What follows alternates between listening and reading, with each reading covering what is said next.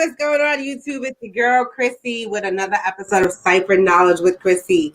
I am actually really excited for this episode. It's probably a Debbie Downer episode, but, it's a conversation that needs to be had. Being a nurse in the field of hospice, I've seen a lot of different scenarios that can arise when you are not prepared for the end of life. So I have a good friend, a colleague, a co-worker, and just a wonderful human being altogether, Stephanie, on this evening. She is a licensed social worker, and she specializes in end of life and bereavement. Welcome, Stephanie. Thank you so much for coming on. Thank you for having me. I'm very excited to be here today. Yes, if anybody's had the pleasure of working with Stephanie, she is an amazing human being. So thank you so much for coming on and doing this with us. Like I said, it's important. We can answer some questions here. So at any point, any of the viewers have any questions that I may have not asked throughout the show, definitely please chime in and let us know. But I'm going to start. My first and last question is always the same for every guest. And that first question to you is, what inspired you to become a social worker, and then let alone delve into the specialty of bereavement and end of life? Well, life definitely had a way of getting me here. I didn't ever really think I was going to be a social worker. That really kind of came later. I mostly got interested in grief and bereavement from my own life experiences with loss. My father passed away when I was 15, and that really hit me hard. That was my first real big loss. And my way of coping with it was reading about grief and just trying to understand what I was going through. And from that point, I kind of just felt like that was where I was supposed to be in life. Like, that was what I was supposed to be working on. And I found a college that ended up having a bereavement studies major. So I did that for my undergrad. And during that time, I learned about hospice and the hospice social worker and their role. And I was like, man, that's what I want to do. And I did an internship, and then the rest was history. I ended up going for, social work, and I've been doing hospice social work ever since for probably the past 10 years or so. Wow. So you've got some years in, so you definitely have some expertise in this subject matter here. I say anybody who enters end of life, hospice, any of that kind of care, it definitely is a calling. It's not something that you kind of just like wake up like from in kindergarten, fifth grade, be like, I'm going to work, with end of life. That's not Right. it's not an immediate thought, but I think it does. It's definitely a calling that comes to you. So, like I said, it's a taboo subject. People don't like to talk about death because they almost feel like they're asking for it to come sooner than later. And that's a big myth that we definitely want to kind of steer away from, just because of the different dynamics we see with families and just finances and everything. So how early in life should someone plan for end of life? I mean, is too young, and it's too old? So what they say is that everybody should have an advance directive 18 years old. You should be starting to get this stuff in place. Before that, you're a minor, then your parents are going to make that decision for you. But yeah, there's really, people think, oh, I have all the time in the world, and you might not. So I think the earlier that you do it, better off that you are. Yeah, because you never know, right? Like every day. So Stephanie and I work together, and our medical director would always ask the question, so are they dying? I mean, we were in the work of hospice, and I would always say, yeah, of course they're dying. They're in hospice. And then I would say, and every morning we wake up, we're a day closer to death. Right? And that may be a morbid way to look at it, but there's two sides of that coin, right? You can look at it as in, yes, every morning we wake up, we are a day closer to death, but that's also another opportunity to live life, right? So you kind of take both ends of it. And at 18, you never know. And listen, I have children who are in their 20s now, and I looked at what they did when they were 18, and I definitely should have had an advance directive for them at 18. Like, I still think about it right now. Like, maybe we should go get a will for them, like, right now. Get some life insurance or something. But you mentioned advanced directives, right? And I think there's so many terms that are tossed out there: advanced directives, POLST, living will, healthcare proxy, POA, do not resuscitate, do not intubate, do not hospitalize. And I find that they're kind of the same language, but also different in some sense. So why don't you take us through kind of what each one is? So an advance directive, that really is like a written statement that is going to let people know what your wishes are if you're unable to say for yourself. So if you're unable to communicate those needs and wishes, you want to have something actually written down. So it could be a really general statement about what your medical wishes are, or it could be really specific. If you're doing a more specific one, you might talk about things like feeding tubes and intubation and artificial nutrition and hydration and pain management and all of that. And usually the advance directive incorporates something called a living will and also a healthcare proxy, also called a durable power of attorney for healthcare. So those are the two major things that are going to be in your advance directive. So that's get into that. Yes, and I was going to say, so those are a lot more terminology. So let's kind of break that down, because it's very overwhelming for someone who isn't in this every day or does it day to day, that you kind of turn around, like, you hear all these words and you're like, what do I have? What am I supposed to have? Any of that? So hold on, we have a question really quick. Is intubation, the breathing machine, different than life support? So yes and no. So okay, so it's hard, right? Yeah. So yes, Radhika, can you explain what is life support? And hi, Radhika, thank you for watching. So and then we'll get back into kind of the terminology. So intubation is, sometimes you need to be intubated because other things need to occur. Other things in the body need to be healed. So then they put you on assisted breathing. But if they were to take you off of that, you can still breathe on your own. It's just an assist, right? Because there's different ways that you can use the intubation. You could use it by bypass, by assisting, or full respirations. So there's a whole different, kind of level with that.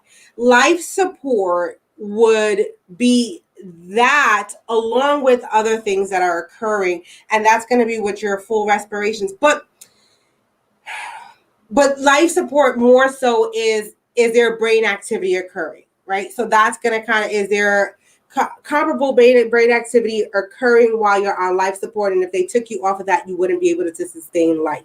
However, you can breathe on an intubation, and if they took you off, you were able to sustain life. I don't know if that made any sense to you. Let me know if you need me to elaborate anymore, but that's kind of what the difference is.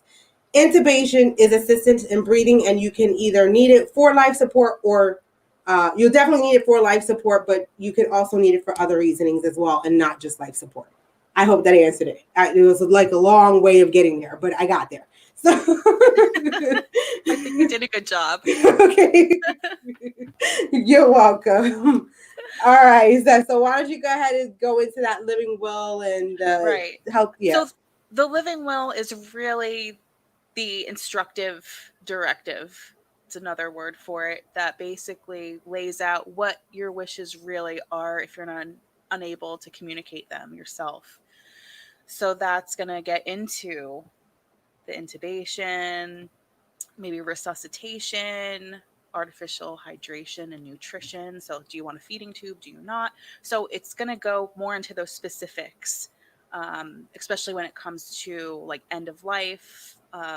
If you have an incurable illness, what do you want? So that's basically what the living will is. And the healthcare proxy, or the power of attorney for healthcare, that's going to be who you're appointing to actually make those decisions for you. So they're going to be able to look at your living will, what you've laid out, and go, okay, so you know what? They don't want to be resuscitated. Let me have the do not resuscitate. Let me sign that for them because that's what they want. So that's going to be the person who's going to be handling those things for you. Okay, perfect. So, and then I kind of want to get into a little bit, if you don't mind, just from the nursing standpoint, just for people to kind of understand. A do not resuscitate, right? People, I have to explain it this way for people to get a full effect and understanding of what do not resuscitate means. It means if you come upon a person who is not breathing and shows no signs of life, there is no heartbeat, there is no visible signs of circulation occurring. So essentially, you are dead. You're deceased. There is no more life. Life is done in that body. Resuscitating someone is to assist in trying to regain functionality of that heart, as well as trying to get function of the lungs to start again, right? So essentially, when you want CPR, that means you have already died, right? This isn't I'm almost dead, save me. This is I'm dead, and now you need to start CPR to try to get me to restart life. And I explain it that way because some people are hesitant about signing DNRs.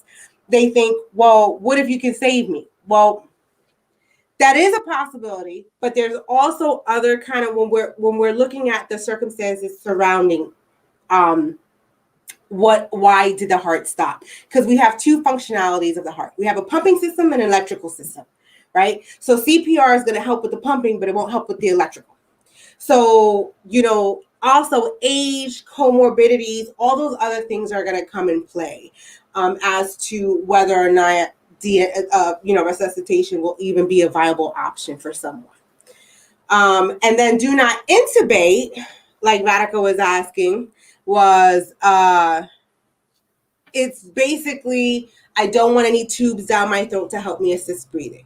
So I may still have some heartbeat going, there may be some circulation going, but my breathing isn't working correctly or to the best of its ability. So now I'm asking you not to put a tube down my throat to help assist me breathing. I don't want any of that. Just let life take its natural course. If my breathing is going to restore itself, then that's what it's going to do. And if it's not, then it's not, and let the natural, order of life proceed. And then there's do not hospitalize. And these are usually for patients who are in nursing homes or something like that, where if anything occurs, they rather them just stay at the facility that they're at and not transfer and just try to treat symptoms within that facility. Did I kind of, we're good, right? I think you touched on everything. Okay, good. Because I want people to understand what these different DNs are, right? Do not intubate, resuscitate, hospitalized. I mean, another thing that they say with the do not resuscitate, another thing they're calling it is allow natural death. Sounds a lot better. And that's what you're really doing, especially if you do have an incurable illness, you're terminal, you're allowing somebody to die naturally. Why are you trying to bring them back? Right. Yeah. And it's like I said, especially where they're kind of at in life, as well. If you see an immediate drowning, that's something different than, someone who's having their fourth or fifth heart attack. Like right now, if I dropped, I'd be like, please, somebody resuscitate me. Please resuscitate me. Exactly. So, the circumstances matter. And I believe you can also make that very clear as well, right? If there's a viable opportunity for life, please initiate CPR. But if you don't think that Right. And that's the whole point of the living will, is to have it specific, and it could change and you could redo it over time, because what I would have maybe in my living will now wouldn't be the same as when maybe I'm 94. Things might change a little bit. So that's the whole point of it, is to have it be able to change over time too. It's not like you do it once and then that's it. That's right. You signed it in blood. You can't change it.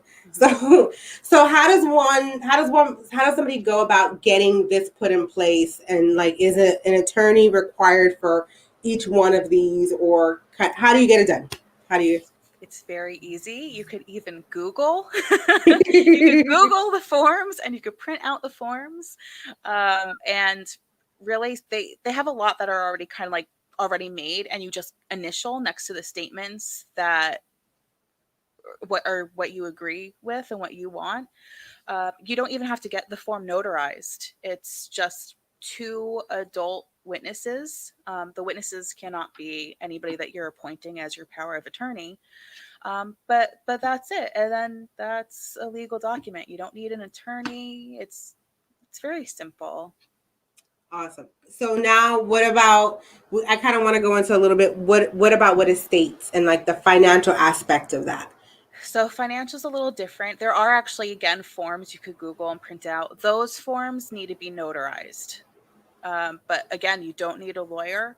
A lot of people will go to a lawyer for estate planning anyway, um, just to make sure you have everything in place. But there are forms you could just print out, and you can appoint somebody as your financial power of attorney too. So I'm going to skip around a little bit here, and I want to kind of, so what are some of the obstacles when you don't have this in place with family, with finances? Like, what are some hurdles? Well, I would say that if you don't have a power of attorney in place, that can be very bad for you, because really it ends up being, at least here in the state of New Jersey, if you're married, it's going to end up being your spouse, which might not be a bad thing. But sometimes your spouse isn't the person you want making those decisions for you. And then if you're not married, it's going to be adult children. So what if you're young and you have adult kids that are, 18, 19, and they're making these decisions for you? You're putting a lot of pressure on them. If you don't have kids, it's your parents and then siblings and friends, and really kind of gets lost sometimes in translation of like who is making these decisions. And let's say you really want certain treatments, and it might take a little bit more time to get things in place if they don't know who's making the decisions for you. And in the meantime, you're losing precious time. So do you have any, no names, because everybody's all HIPAA protected. Mm-hmm. I know I have a few, but do you have any scenarios that you can share with us that maybe may give some insight to the viewers about like what issues can possibly occur? Usually there ends up being a lot of family fighting. I've definitely had people who they didn't have anything in place. It was the adult children who were supposed to be making decisions. They don't really leave it to one person. They try to have everybody on the same page, and they're all arguing of like, do we sign a DNR? Do we not? And a lot of people have been sent out to the hospital when really they just didn't want that. They just wanted to pass peacefully and not have all this other stuff going on. So yeah. And then you can sometimes have a divide in the family where, one kid says, no, I want all the bells and whistles. I want everything. I want mom or dad with a feeding tube. I want them trached. I want them this. I want them that. And then you have the other sibling who's saying, the other child who's saying, no, like I know mom or dad would have wanted this and this and this, but none of that's in writing. And both of them are thinking that they're making the decision. And it may have been that one child heard mom say it at an earlier state in life, and then the other child heard mom say it kind of later in life, and that wasn't communicated across the board. Also, financial may be some of the reasons too, where you have one person who is expecting to receive the inheritance after the passing of said loved one, and the other one is like, no, they only want mom or dad like this because they want the money in it. And so there's so many different webs that can be weaved through not having that. And then the guilt, right? Then there's that guilt factor. So now you're leaving your children or another loved one to make this sole decision for you. And then they wrestle with themselves. Did they make the right decision? Should they have put you on hospice? Right? Should they not have? Should they have done more? What if this and what if that? And taking that burden off of them and them not having to live with the decision they made, not knowing whether it was the right decision or not.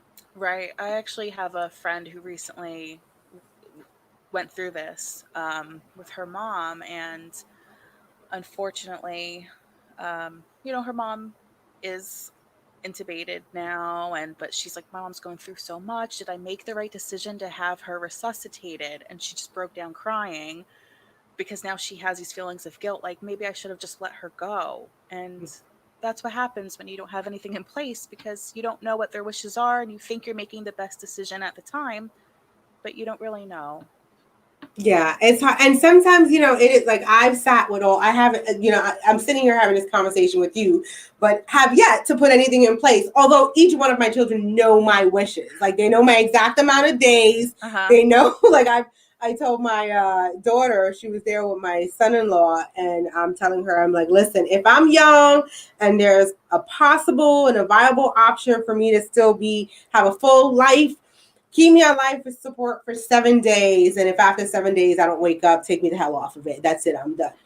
And my daughter was like, okay, no problem. So my son-in-law was like, wait a minute. Like, you could just make that decision. She goes, I didn't make the decision. Mom made the decision. She said 7 days. 7 days it is. I take her off of life support. So he looks at me. He goes, why 7 days? I said, that's how many days it took for the Lord to make this world. So created this earth. So if by the 7th day it wasn't good enough for me, like, it was just, then that's it. He goes, well, what if the Lord wanted to wake you up on the 8th day? I said, well, then he would have woke me up on the 6th day because he knew he only had 1 more day left. So, right.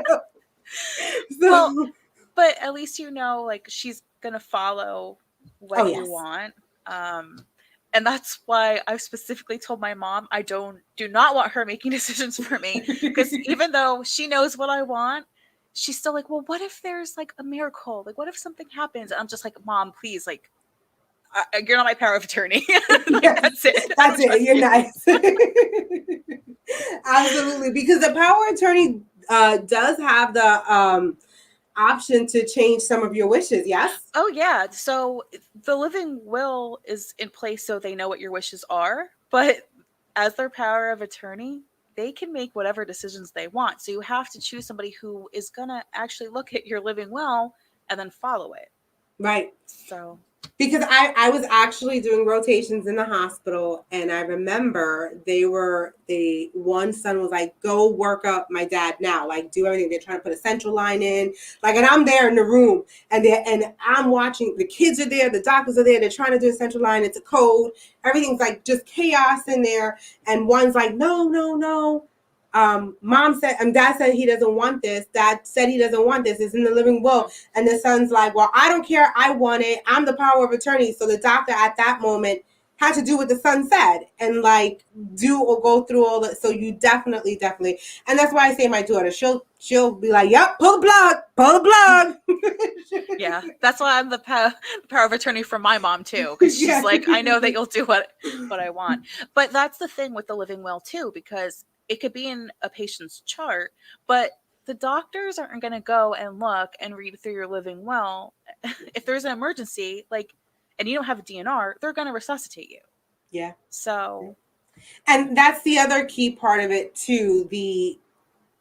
I tell all of my hospice patients, or even my patients who do have a DNR that are not hospice, to make sure they have that file of life on their fridge, in the magnet, on the fridge, because if somebody calls 911 for some type of emergency and you don't produce that document, EMS is required to initiate CPR and initiate resuscitation, because they need that legal document.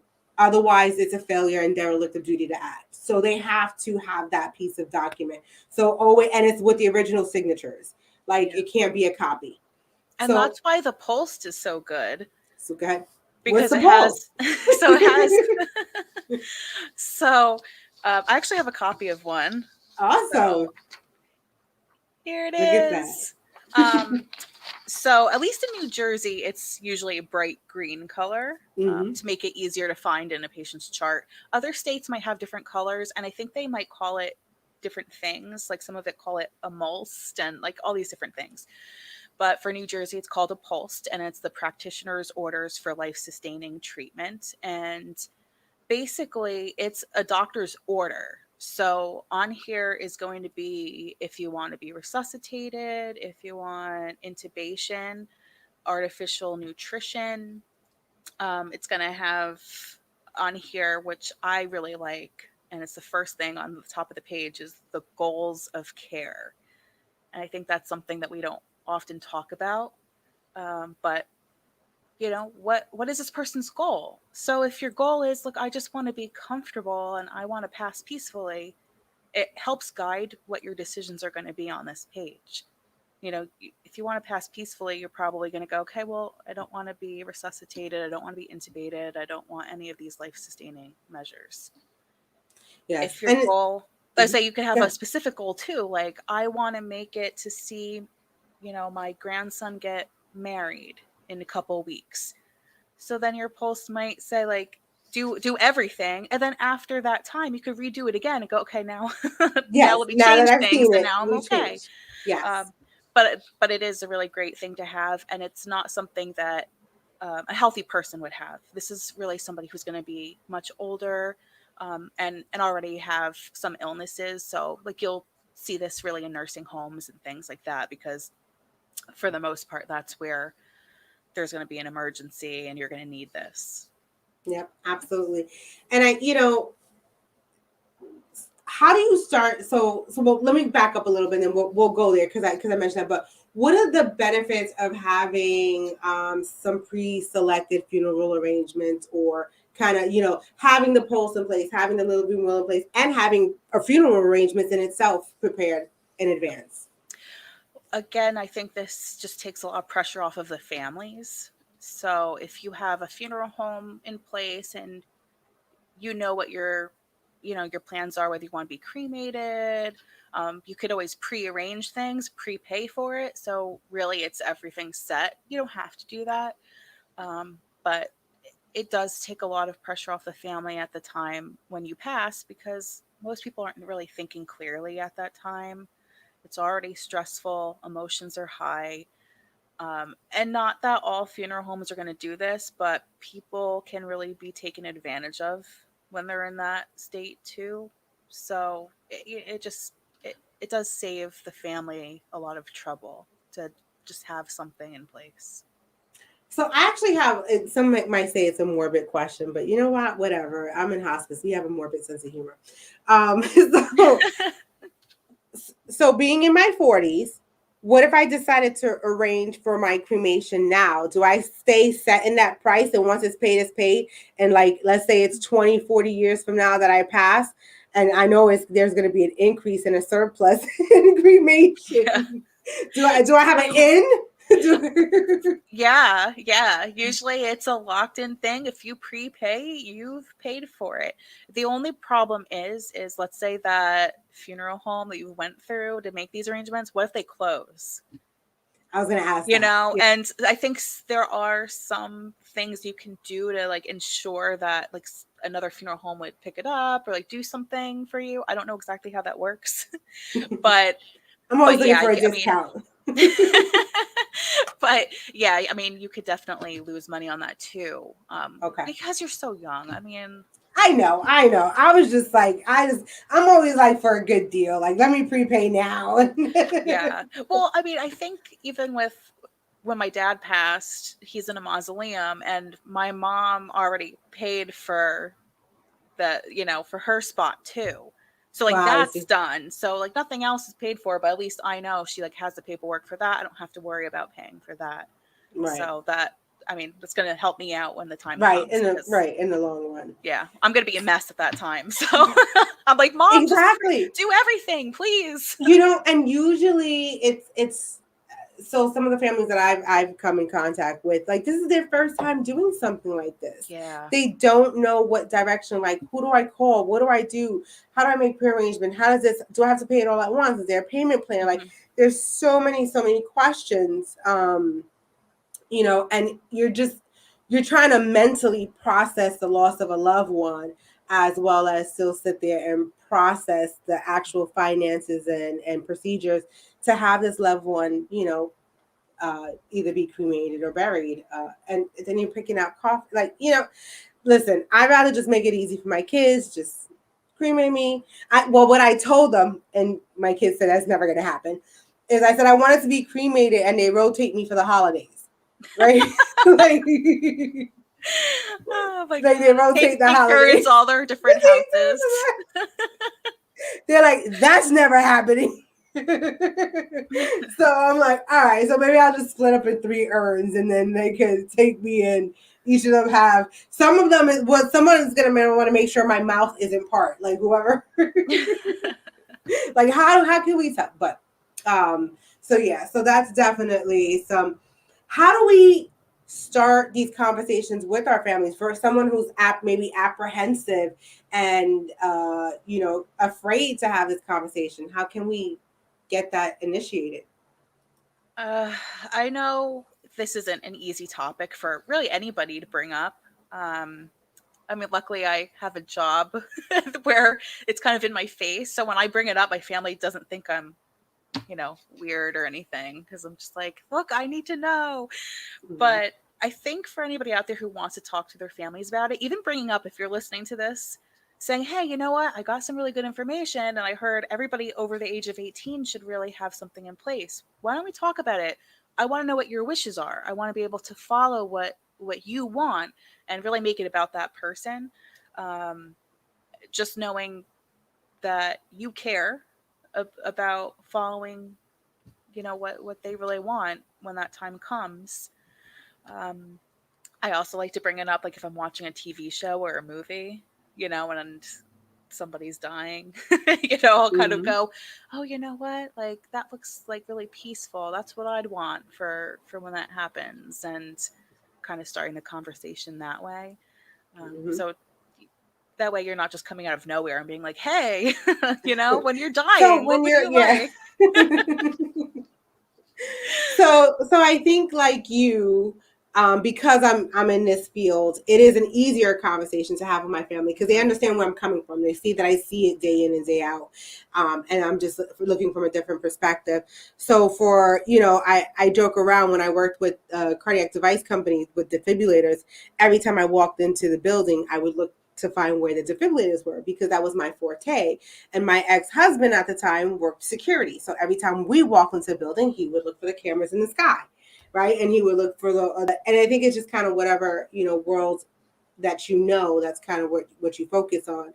I remember being at my son's doctor's appointment and I was talking to one of the receptionists, and she was telling me how her mom was starting to get ill and having more frequent hospital visits. And she was a nurse. I believe she was a nurse at the reception desk. And I remember saying to her, have you had the conversation? And she's like, well, what do you mean? What conversation? I was like, the end of life conversation. Mhm. She's like, wait, what? And I was like, you never thought to have that conversation at all? She's like, I didn't. I said, even with the increasing hospitalizations and all of that, she was like, I never thought. I said, well, how many of you are there, meaning siblings? And she's like, well, there's 4 of us. I said, so my recommendation would be the 4 of you get together to figure out how you're going to have this conversation with mom, and then all sit together and have the conversation with mom so that everybody's there, all the minds are alike and in one spot, and you can have this open dialogue. And I said, it may be sad and it may be scary, and she may not want to, but if you're all there lovingly trying to approach the situation and say, things are starting to get a little bit, up there with your health and stuff. But the fact that she hadn't even had that thought process, knowing that mom was having more hospitalizations, is kind of. Do you find that the hospitals are starting to have these conversations a little bit more? I am finding that most people that I see now have a POLST. But that's really what they're supposed to do. So the hospitals are supposed to be having those conversations and making sure that the POLST is in place. Same thing with the nursing homes, and that document is supposed to follow them wherever they go. So I am finding that they're actually doing what they're supposed to be doing, um, which makes my life a little bit easier. I do think with hospice, it's easy to have these conversations because people already are thinking about end of life. They're already signed on to hospice, so they know where this is going. Um, I think it is harder to have a conversation with somebody who is a family member who is sick and you've never had that conversation before. Um, I think just because it's like, I don't want this person to think like, well, you're going to die soon. So let's have this Mm-hmm. conversation, which is why we should be having these conversations before We're we're healthy. sick, Mm-hmm. you know, because it is a lot harder to have that conversation when somebody's starting to get sick, because you also run that risk of like, am I scaring this person by having this conversation? Right. Absolutely. And you don't want to wait till they get the cancer diagnosis. Then you're like, hey, because Right. a cancer diagnosis doesn't equate terminal illness all the time. There's different levels to it, and depending on where you find it. But that is a scary conversation to have during that moment that you're getting that Right. And imagine diagnosis, right? somebody who's diagnosed with cancer and they're already scared. And then you bring up that conversation of, oh, like, Well, if do you you want to be, die, yeah, yeah, do you want to be resuscitated? And it's just like, yeah. oh my God. Um, so yeah, that's why I think this conversation is so important to have before it gets to that point. So I do, we're going off the script a little bit, but that's fine. I working in hospice, you'll find that there are a lot of hospice agencies that will not take a patient if they don't have a DNR. Whereas some of the other agencies will allow them to come on services without a DNR. Do you find that while they're on services, if you have someone who comes on without a DNR, do you find that throughout services they're a little bit more open to signing the forms? Yeah, yeah. I think sometimes it just takes a little time. I'm finding a lot of people who are at home, they're like, I'm just not ready to sign it. But I think when the time comes, I'm just going to want to let them go. So they already have it in their mind, but it's something about signing that form that really freaks them out, and they Yeah. just don't want to do it. But typically, towards the end, they'll end up signing it. It's a hard decision to make sometimes, but I think when it comes to hospice, again, if the goal is to make sure that they're comfortable and that they're passing peacefully, you're going to want to sign that form. And I think the word hospice has like a really bad stigma attached to it. I've been trying to help change that stigma when I'm out in the field. I think people, when they hear hospice, they automatically think that you're trying to hasten the end of life, that you're trying to rush it or hurry it up, or that you've given up all hope. And that's not really the purpose of hospice. I always say that a dignified and healthy death is as important as a healthy birth, Mm-hmm. right? And that we should, if we're fortunate enough to even have the opportunity to make the choice of having a very comfortable death, that's something that I know I would want. Like I would want to be able to have um, that option. Like, hey, listen, just keep me home, keep me comfortable. I don't want any pain. If I've got to be knocked out to be comfortable, then I'd rather be knocked out to be comfortable. Mm-hmm. Um, but I think we've got people coming onto hospice a lot earlier, um, towards their end of life. Whereas I think back in the 80s and 90s, when you looked at it, they were coming on with a week to a couple of days. Um, Yeah, yeah. A lot of people that I end up talking to when they first come on service, they're like, "Oh my God, like how much time?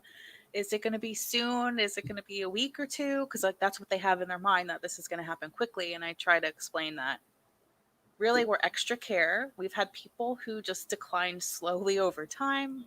We had people on for what, like a couple of years or more. yeah. Um, Oh yeah. right. We've had a few So come off. Like, yes, hey. yes. And people do what they call graduate from hospice Mm-hmm. and they come off service.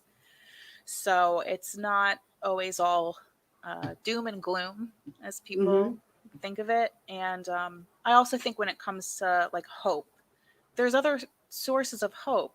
So you might not be hoping for a cure, but you might be hoping that you're going to pass peacefully, that you're going to be pain free, maybe hoping to reconnect with family, get to say goodbye.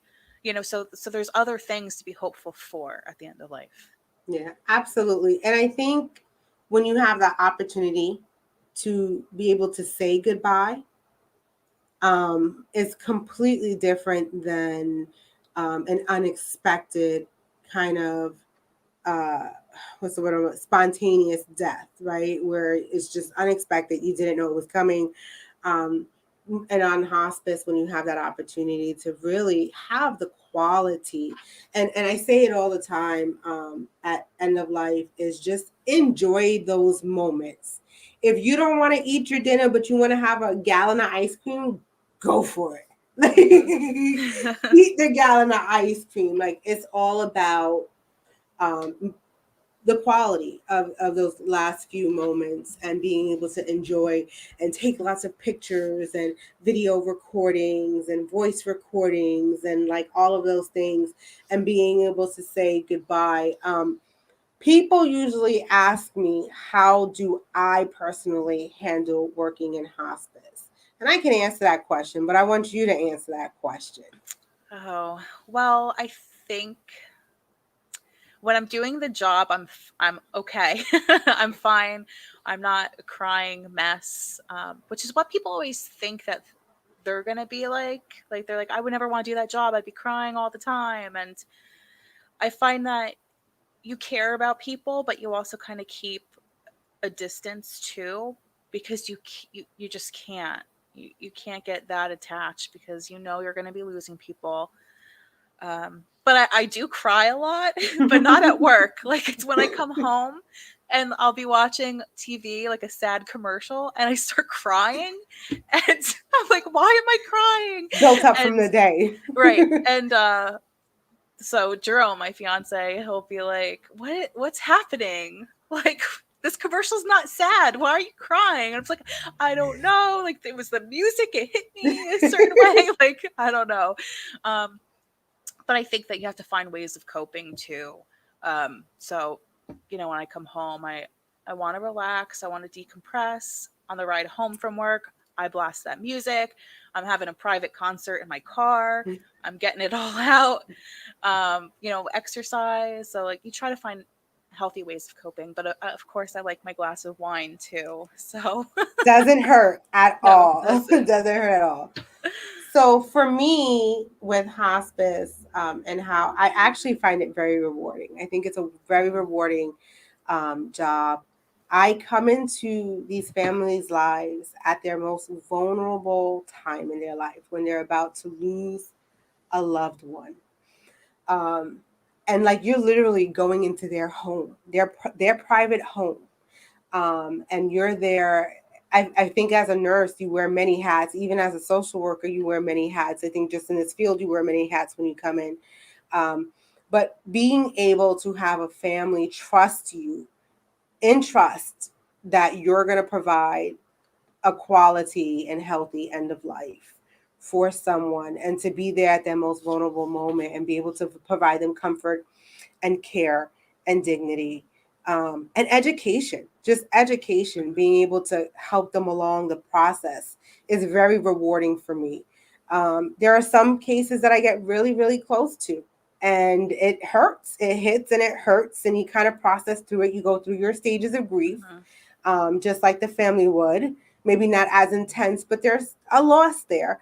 And then there's some other families where you can put that distance between yourself, the professionalism, and the families.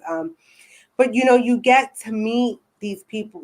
I what I enjoy about it the most is meeting them, and if I have the opportunity, learning about their life, like just kind of where they were, what they did, how life was. Like I have a woman who's 100 years old. Like tell me what it was 100 years ago. Like Yeah, people have such really interesting stories. And I really like that too. I like to assist with like the life review yes. and go through, what they've been through and just learning about, like you said, their history. It is really interesting. And I have a few people who also are over 100 years old. So they have all Hmm. these great stories. And it's just life was so different.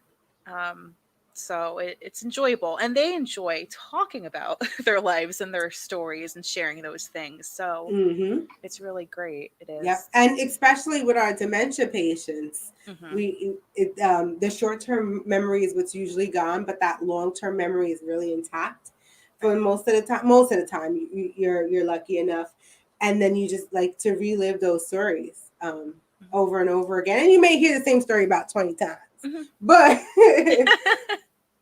but it's okay. So what are some takeaways, from what do we want our viewers to know in regards to, so 18, right?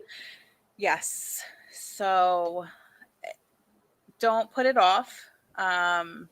18 and older, put something in place, please. It makes everybody's life easier. It makes your life easier and the people around you. I think that's the most important thing, having these conversations early, not waiting until somebody is sick to have the conversation.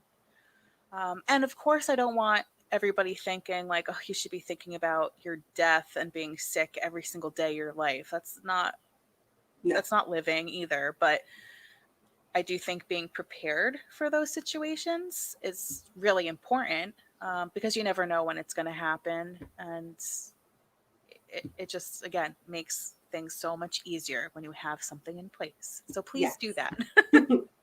All right. So the last question that I ask every one of my guests that come on, and it could be about everything under the sun, anything you want. It could be about laundry if you want. What is one piece of lasting advice that you can share with the viewers? I think enjoying life. Really, don't take it for granted. I just working in this field, I see a lot of people who do have some regrets, or they say, oh, I wish I did this, I did that. Take advantage of opportunities, that come your way, but really take time to enjoy life. It's not all about work. You want to enjoy the time that you have. Take those vacations. Take your PTO. I know you always say that. Take your PTO.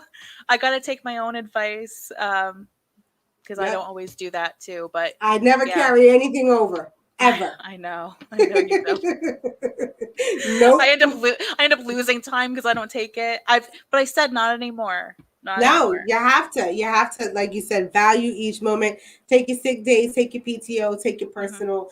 If you don't start planning for your wellness, you'll definitely be planning for your illness. Right. So listen, thank you so much for coming on. I appreciate it. This is an important conversation. So talk with your loved ones. Get some things in order. If you don't even get the advance directives, at least have that conversation of what your loved one would want. Do they want cremation? Do they want burial? Like, even those conversations need to be had. So talk with your loved ones, get it together, figure it out. And if you have any questions, you can definitely always chime in. Good evening. Oh, you're very late. You're very, very late. You're going to have to watch it on the replay. So, so once again, thank you for coming on. We will definitely, we can delve into some other kind of different areas with hospice. I know we can, but we will leave it here at this part, and I will leave you with what I always say, which is, if all you've experienced is all you know, then you are in a deficit of knowledge. And I think we just provided a ton of knowledge tonight. So take it with you. And on that note, I am going to say one love.